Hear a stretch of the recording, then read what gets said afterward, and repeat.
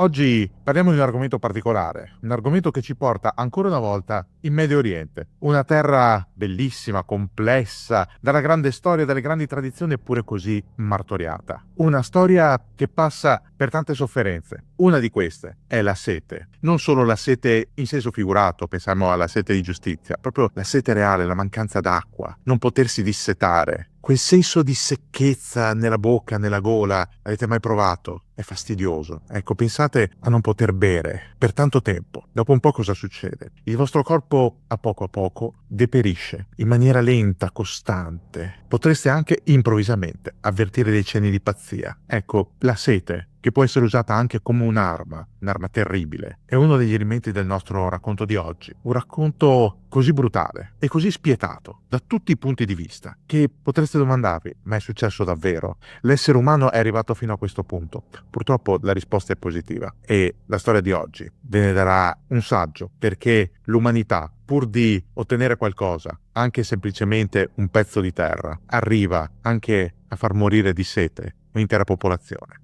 Non so se conoscete l'Alabo, ma in lingua araba Tel al-Zatar significa collina del timo. Pensare al timo vi fa stare subito bene, è una bella pianta, una pianta mediterranea. Ma quel nome Tel al-Zatar identifica una piccola zona di Beirut Est, stretta tra due quartieri, Carantina e Mansour. Il primo a maggioranza sunnita e oggetto di una odiosa strage all'inizio della guerra civile libanese. Il secondo, abitato dai Maroniti. A proposito, se ancora non vi è chiaro qual è il confine tra Maroniti, greci ortodossi, musulmani sciiti, sunniti, drusi, trovate il nostro video nel canale dedicato proprio al sillabario di quel complesso affresco che è il Libano. Ma torniamo a Tel al-Zatar, questa collina del Timo, a questo luogo dal nome paradisiaco, ma che diventa un piccolo inferno in terra. Un'area che cambia volto dopo il settembre nero del 1970. Cosa succede? L'abbiamo già raccontato altre volte, ma lo ripetiamo. Nel 1970 l'OLP, l'Organizzazione per la Liberazione della Palestina, un ente politico con il suo braccio armato, Fatah, cerca di assumere il controllo del regno di Giordania. Il re di Giordania, Hussein, non è ovviamente d'accordo e decide di intervenire dopo alcuni fatti decisivi, dei dirottamenti aerei con gli aeromobili costretti ad atterrare negli aeroporti giordani, controllati però dall'OLP, che fa sbarcare equipaggio e passeggeri, appone sui passaporti il timbro dell'OLP stesso e poi fa saltare davanti alle telecamere gli aeromobili. A far saltare la mosca al naso invece al sovrano è un tentativo di assassinio rivolto proprio contro di lui. Nel settembre del 1970 Re Hussein decide di scatenare la forza del proprio esercito contro i campi profughi palestinesi che sono sorti come funghi nel suo regno a partire dal 1949 e sono diventati ancora più pesanti dopo la sconfitta patita dalla coalizione che vedeva Giordania, Siria e Egitto impegnate contro Israele nella cosiddetta guerra dei 6 giorni del 1967. Il massacro, che passa alla storia come Settembre Nero, costringe alla fine l'OLP a fuggire dalla Giordania. E dove va l'OLP? E appresso all'OLP il braccio armato Fatah, ma anche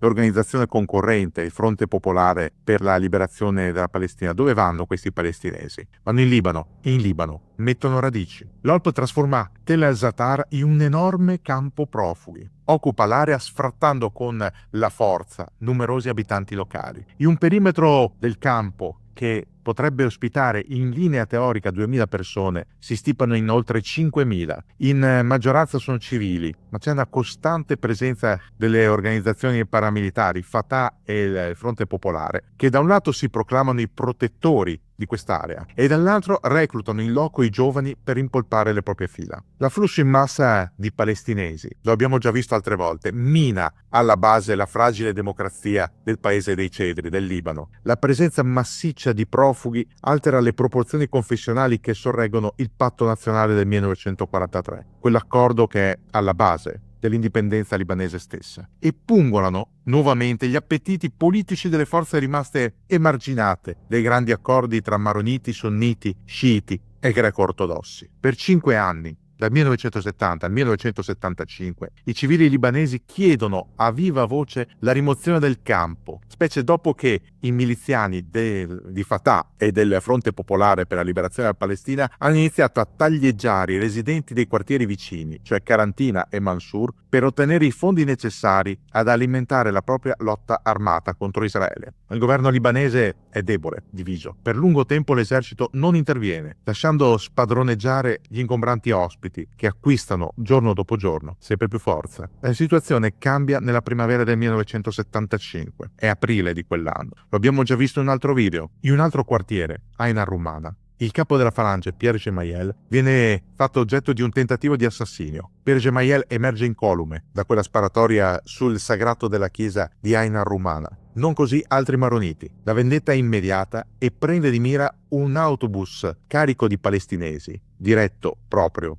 alla collina del Timo, a Tel al-Zatar. È lì che scoppia la guerra civile libanese. Quello che era il paradiso, la Svizzera del Medio Oriente, grazie alla ricchezza, all'elevato tenore di vita degli abitanti, alla presenza di numerose banche, diventa un vero e proprio inferno. La guerra civile che scoppia frantuma il paese e la stessa capitale Beirut in più fazioni. Ecco, prendiamo la capitale. A est i quartieri a maggioranza cristiana finiscono sotto il controllo della falange, delle Tigri, dei fanatici dei Guardiani del Cedro oppure della Brigata Marada. A ovest palestinesi e le milizie sciite, cioè gli Amal, oltre ai sunniti nasseriani di al-Murabitun, si trincerano. Poi ci sono i monti dello Shuf, dove ci sono i drusi di Jumblat, che conservano tra quelle montagne la loro tradizionale roccaforte. Tel al-Zatar e Karantina sono due piccoli caposaldi musulmani di una zona interamente controllata dai maroniti, ma anche dall'esercito libanese, che è comandato da ufficiali cristiani e si schiera, almeno inizialmente, a fianco dei falangisti. Il primo quartiere a cadere è Karantina, il 18 gennaio del 1976. Muoiono 1500 persone tra combattenti di Fatah e rifugiati curdi, siriani e palestinesi. Arafat chiede una rappresaglia e viene accontentato. Nel mirino finisce una cittadina sul litorale, si chiama Damour, famosa per la frutta fresca, le banane, gli ananas. Damour viene presa d'assalto, accerchiata, distrutta dai palestinesi e dai loro alleati drusi, con fucilazioni sommarie. Non solo dei combattenti, che sono soprattutto le Tigri di Shamoun, no, vengono passati per le armi anche i semplici residenti, disarmati, civili che non hanno nessuna colpa. È una guerra civile completamente fuori controllo. Non c'è solo Karantina, non c'è solo Damour, c'è anche Tel al-Zatar, che dal gennaio del 1976, dopo la caduta di Karantina, è completamente isolata. Quella collina del Timo, quel campo ha una sola uscita praticabile, verso l'entroterra, un'uscita che è concessa dall'esercito libanese per consentire ai civili di sfollare altrove. Non può entrare nulla nel perimetro fortificato, nemmeno i carichi di medicinali che sono sequestrati ai checkpoint dai militari locali. Chi sceglie di restare a Tel al-Zatar sa che il rischio di morire per un'infezione o per un attacco febbrile può diventare più alto rispetto alla possibilità di beccarsi una pallottola in fronte. In realtà di civili che abbandonano il campo della morte ce ne sono pochi, ma non si tratta di spirito di sacrificio o di patriottismo. È infatti lo stesso Yasser Arafat a imporre ai suoi compatrioti di resistere allo stremo, a costo della vita. E vi domanderete, perché andare a sacrificare delle persone innocenti? Perché obbligare della gente a morire? Beh, la risposta è tanto semplice quanto crudele. Dopo la disfatta in Giordania e il conseguente isolamento subito in seno alla Lega Araba, il leader palestinese ha un disperato bisogno di riacquistare credibilità, fiducia e solidarietà, tutti elementi che possono essere riconosciuti in un modo solo, con un martirio in piena regola, non suo, della sua gente. E il martirio è esattamente quello che il capo dell'OLP ha in mente per gli occupanti di Tel al-Zatar. Una morte lenta, dolorosa, costante, sotto gli occhi del mondo che osserva inerme la tragedia libanese. L'assedio di Tel al-Zatar dura 7 mesi. 7 lunghi, eterni mesi di ristrettezze, di lotta per sopravvivere, di disperazione. Attorno al perimetro si sono appostati i miliziani della falange, 1 migliaio di uomini armati sino ai denti, che hanno ottenuto rinforzi anche dalle Tigri di Shamoun. Poi c'è l'esercito libanese che bombarda il perimetro con l'artiglieria,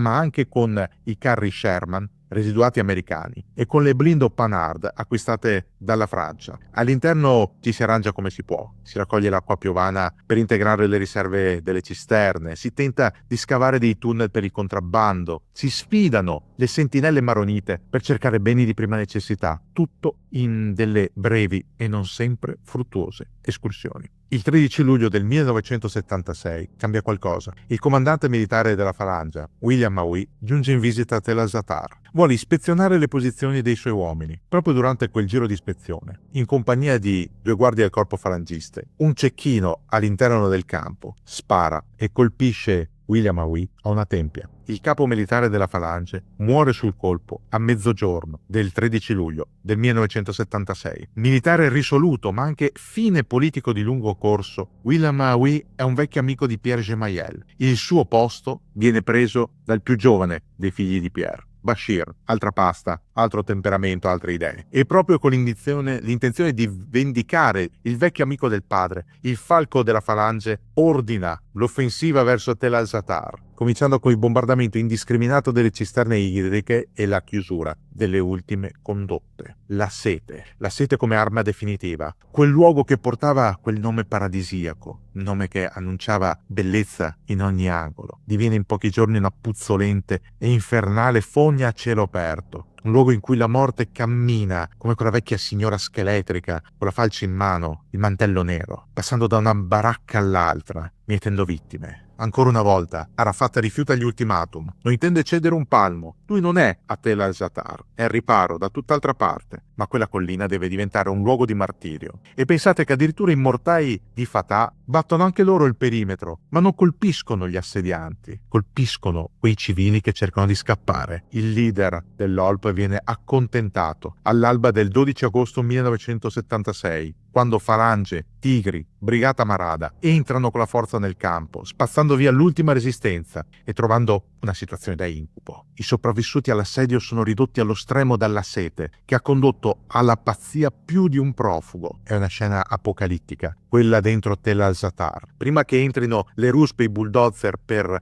spianare ciò che resta, prima di spargere la calce viva sulle infezioni, i miliziani vedono il peggio che possa essere riservato dalla guerra civile. Con una mossa di pessimo gusto, Arafat trasforma l'ex villaggio cristiano di Damour, quello assaltato qualche mese prima, quello ridotto a una sorta di occhio per occhio, dente per dente contro degli inermi civili, in un nuovo campo per le cosiddette vedove di Tel al-Zatar, cioè le madri, le mogli, le figlie di chi è morto su quella collina a Beirut. Ma non è una bella idea quella che viene ad Arafat. Tant'è vero che quando il capo mette piede a Damour, sono quelle stesse donne palestinesi a accoglierlo a sputi, a lanci di frutta marcia e di pietre, lo obbligano al dietrofront. Non siamo le tue vedove, gli urlano. Tel al-Zatar diviene un simbolo della ferocia e dell'assurdità della guerra civile libanese. La sua tragica caduta scuote l'opinione pubblica in Siria, dove il clan alawita degli Assad ha accolto l'appello del presidente libanese Frangé di intervenire per pacificare il paese. I siriani non riescono a perdonare al loro capo il fatto che i soldati musulmani siano rimasti a guardare, mentre le milizie maronite compivano la strage di loro correligionari. Nel fronte sciita, Amal mette per la prima volta in discussione la scelta di appoggiare proprio i falangisti in chiave antipalestinese e nel volgere di qualche mese il movimento armato di Nabi Berri cambierà schieramento. Anche tra i cristiani cominciano a intravedersi alcune crepe. Meno di 2 anni dopo, dalla caduta della collina del Timo, a Eden, la brigata Marada sarà decimata dopo il sanguinoso tentativo di rapimento di Tony Frangé. Nel luglio del 1980 toccherà alle Tigri di Dani Shamoun venire colpite nel loro yacht club a Safra, lasciando campo libero al sempre più spietato Bashir Gemayel, lanciato verso una inevitabile candidatura alla presidenza. Un ruolo che, tuttavia, l'abbiamo già visto, il sanguinario comandante falangista non potrà mai davvero ricoprire. Una bomba posizionata da un traditore lo ucciderà e quella bomba provocherà indirettamente un'altra strage, quella di Sabra e Shatila, l'ennesimo nome da ricordare all'interno di una tragedia, quella del paese dei cedri, che ogni tanto riappare, ogni tanto riapre il libro della memoria, ogni tanto scrive nuove pagine di ferocia, di assurdità, di massacri, e ci si chiede sempre se e quando tutto ciò avrà mai fine.